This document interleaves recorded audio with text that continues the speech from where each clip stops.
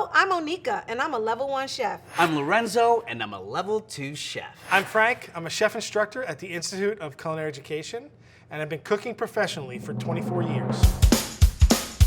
This pork chop is something that I don't cook that often, but when I do, my family loves it. I'm Filipino, you guys. We love pork.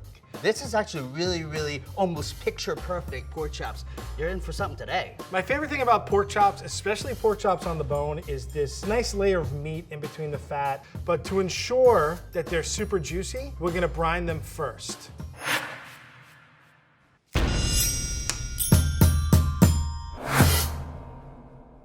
So what I'm using today is the center cut pork chop. It's boneless, it's about a 1/2 inch thick. You don't wanna get a thick pork chop because it's gonna be too big and it's gonna dry out. You don't want that. Please give me a center cut, bone-in, inch thick at least pork chop. You want something fat. This will just protect it from overcooking. Today we're using Berkshire pork chops. This is a fatty pig. It's a heritage breed pig. This one is lovingly cared for, fed really good feed and food, and then served up to us. First, we're gonna start with the pepper. Get it on both sides. What I normally do is I let them kiss and make it out. Right? Just a pinch of salt. I will do both sides with these lovely easy peasy seasonings. Again, lightly seasoned. Now I'm gonna sprinkle some cayenne and then obey last. When it comes to a really nice piece of meat like this, I don't want to do a marinade on this. I want to taste the pork. So, one thing that I like to do is do a brine. Basically, a brine is just a salty solution of water, spices, and herbs. So the brine on top of the fat on this pork chop is going to ensure that it's juicy. No one would not brine a pork chop. I would brine a pork butt. So I'm going to start off with my water. Apple cider vinegar goes in, light brown sugar, salt, a bay leaf, some black peppercorns, and some chili flake. I'm gonna let it start to come to a simmer, and while that's getting hot, I'm actually just gonna take my time, break it in half, and then I'm gonna get some garlic. This goes right in. So now you want this to sit for about 10 minutes just so the spices can just ease on down the road into the pork chop. You can see it came to a boil, give it one last stir, and now we chill it down. Some people like to put it in a wet marinade and let it sit, but I think that this is the best way to do it. I need to marinate in my traditional ingredients. My friend, I love garlic. Moving on to the Thai chilies. We'll just mince again. Mince. Thai chili peppers are having just enough heat for me to actually enjoy the chili peppers as well as the pork itself. Today we're gonna be frying these babies up. But before that, I have to work on my coating. I'm gonna season my flour with some black pepper, more obey. So my secret sauce is obey seasoning. Normally people use it for seafood, but it's great on meat. Whisk it around. I love pepper, and yes, I'm also adding actual peppercorns. That's very traditional in Filipino cooking. Beautiful ginger powder spice, brown sugar. Yummy, yummy, yummy. Apple cider vinegar, of course, soy sauce. Again, see, this is where the salt comes into play. Oyster sauce. So this is another salty bit right here. It will add some serious zing and beautiful flavor. Lemon lime soda, which will help the carbonation, and the acid helps tenderize the meat. So just beat up your egg, beat it up. So we're gonna coat it one time with the flour. Make sure that you get it all. And then we're gonna take it and we're gonna dip it in the egg wash. It's getting pretty. You good? Yep. I feel like I wanna dip it once more. I like to dredge them because it gives it a crispy, thick coating. Why have a fried food if you don't have the crunch? You want the crunch in it. Okay, the marinade is ready for company.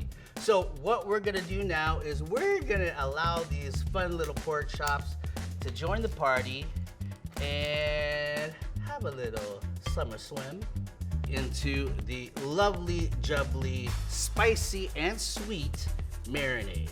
I like to brine in a Ziploc bag, and here's the reason. If I try and take these pork chops and put them in a bowl, only a certain amount of my brine, I'm gonna need double the amount of brine, is gonna cover my pork chops. But, as you see, if I take these and put them in a bag, And I pour my brine over. And I can squeeze out most of the air. They get totally covered by the brine. I'm gonna let these chill in the fridge for about 5 or 6 hours, and then we'll come back and cook. I'm gonna let these guys rest and watch some TV in the refrigerator for about 2 hours. Okay, now I'm gonna make my sauce that I use to baste my pork chops. Oyster sauce, banana ketchup. Very similar to regular ketchup, but it has actually no tomatoes in it. I have sesame seed oil. Ooh, chihuahua. I could really put this on any protein. I think I'm going to reserve a little bit here for dipping or adding extra at the end. Why not? All right, my pork chops are ready, so now it's time to fry them. I'm gonna place my pork chop in the pan. Look at it. You just let them start frying up. Do you hear it? They're like, oh my God, they're having conversations. What y'all talking about? It's getting hot in here. Before I grill the pork chops, I'm actually going to kind of coat this beautiful grill pan with some just oil. It's gonna get a little smoky in here, so prepare yourself. And away we go. Yeehaw! 1 and 2. I love grilling any protein because I love the char that a grill gives you. I love the sizzle, and it's just enjoyable for people if you have guests. As you can notice here, I am using a cast iron pan. Cast iron is gonna give us a good sear and hold on to that heat. We're gonna take our pork chops out of the brine. They smell wonderful. We're gonna put them on this rack to let them drain. And even though it does have a brine on it, I'm gonna hit it with a little bit of salt and pepper. Just a little. I'm gonna drop these in the pan. I always drop away from me. And now we leave it alone. I'm actually gonna turn this baby up. I want it to sizzle. Whenever I put it on a pan, the temperature goes down. Let's get it back up to temp. I wish I could just take this and like put this in a box. So I kind of flip my pork chops a couple times just because I don't time anything out. If you want to get a pork chop, a fried pork chop, you got to come to somebody's house with a big mama. It takes a lot of women to be able to fry a pork chop is all I'm saying. A lot of women. It is a done deal. Look at this.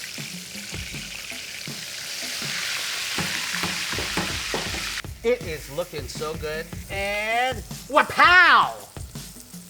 Look at that, you guys. Don't let the dark color deter you. That is what you want. So let's give this a turn. We're getting some nice caramelization. It's a little dark, but I'm not too worried about it. That's just the sugar from the brine. And again, we're just gonna kind of leave it be, let it do its thing. The top part is pretty much cooked already. It's safe for me to baste. Okay, lovely. It's just an extra tang to this beautiful marinated pieces of pork chop. So you see that we have this beautiful piece of fat on top. You cannot neglect that, right? So I'm gonna stand them up and hold them there to make sure that that fat starts to render out and get crispy. My ancestors would just say, do not grill this without having those beautiful sides of fat grilled as well. I'm listening to you. If I poke at this and it's really still soft, that means that it's really not cooked yet. But if I poke at it and it springs back and feels a little firm, then I know that it's starting to cook up and it's starting to get the temperature that I want. Cook your pork chop until it's done, please.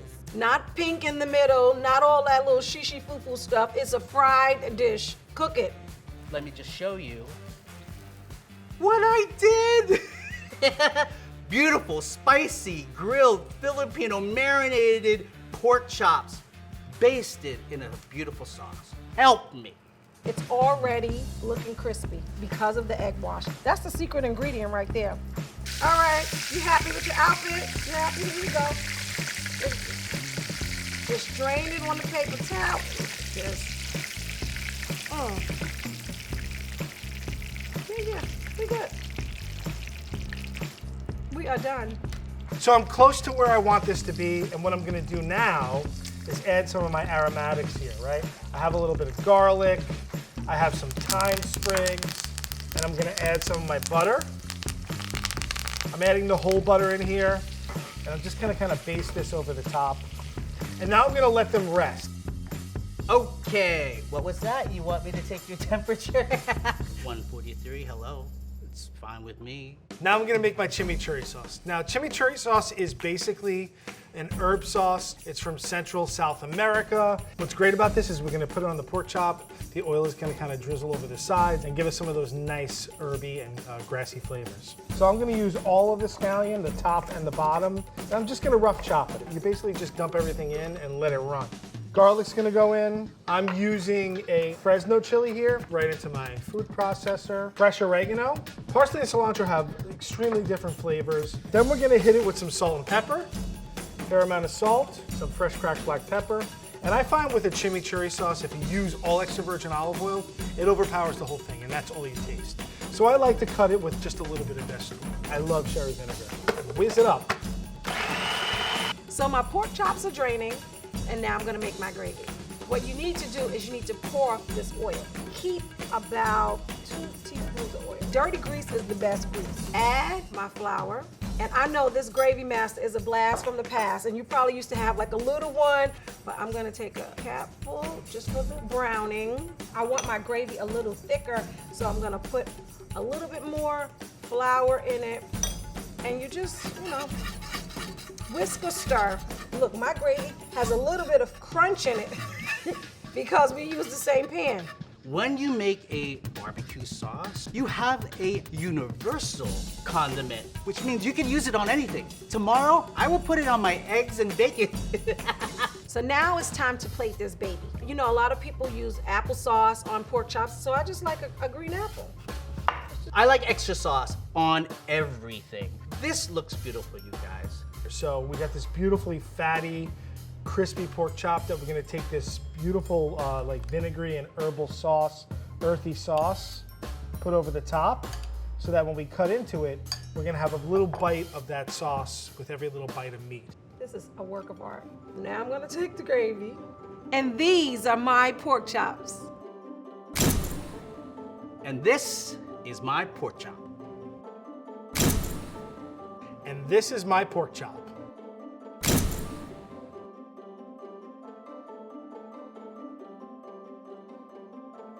Here we go, guys. Oh my gosh. It's juicy, it's tender. It didn't take me 20 years. The crunch makes it all the better. This is home cooking at its best. I taste oyster sauce. I taste the sweetness from the sugar, banana, ketchup. There's a little heat, but it's a controlled heat. It's a help you taste this wonderful meat heat. It's just, honestly, my heritage in a bite. The brine does its work. It makes it super juicy. The acid and the herbs and the chimichurri complement the pork and don't take over, but it's absolutely delicious. Pork chops are a delicious dish that can be made so many different ways. Let's see how each of our chefs made theirs. Onika and Lorenzo both use supermarket pork, also called conventional pork. It's from white, leaner pigs raised on farms where the pigs live in close quarters under climate control and are harvested young, around 6 months. They are fed a diet of clean water, corn, and soy. Frank used Berkshire pork, a black-bodied heritage hog, which is a specific true purebred. They have been raised food for hundreds of years and many generations.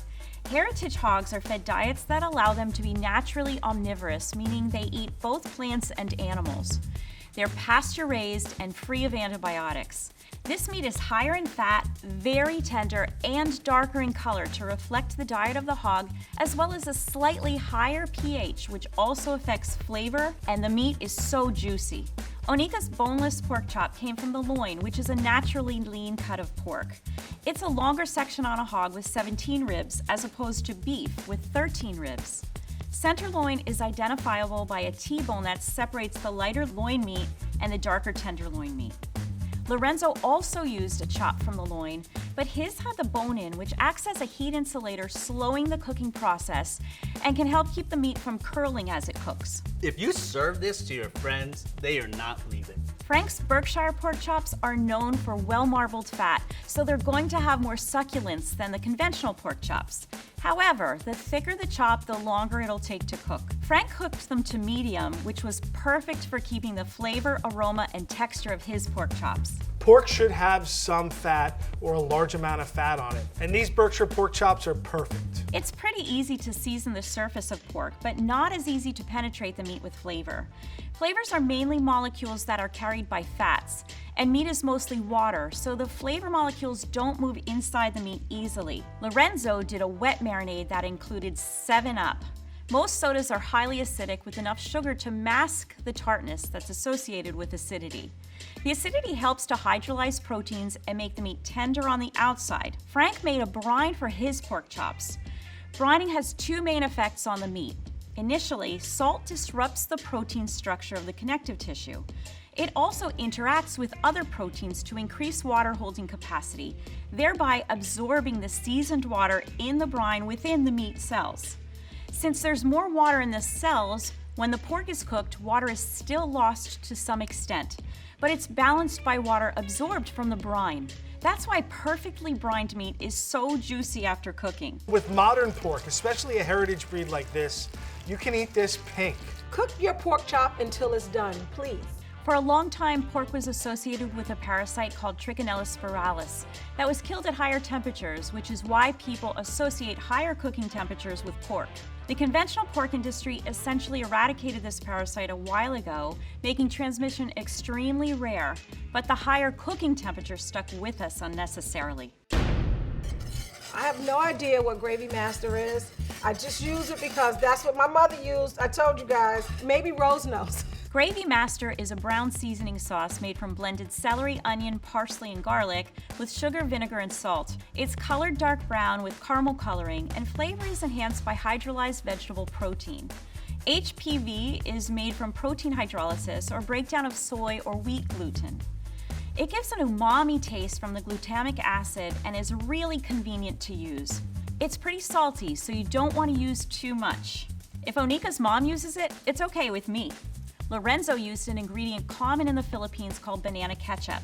It's made with bananas, sugar, vinegar, and spices, and it's naturally a brownish gold color, as you might expect from the bananas, but sometimes is dyed red to mimic tomato ketchup.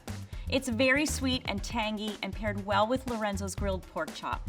Frank made a chimichurri, which is an Argentinian condiment with an intense and delicious herbal base, with a splash of vinegar for tang and to set the beautiful green color. The slight acidic and herbal combination is such a refreshing complement to his very rich Berkshire pork chop. As usual, Frank really elevated his dish. I know some people think that cilantro is soapy tasting. I have no idea why. Maybe Rose knows. There's a genetic component to the taste perception of cilantro. The main aroma compound in cilantro is decanal, a fatty aldehyde that some people's sensory receptors read as soapy or associated with cleaning products as the result of a genetic variation affecting olfaction. Next time you're making pork chops for a quick weeknight supper or for a dinner party with friends, we hope you'll take some of these tips from our 3 extraordinary chefs.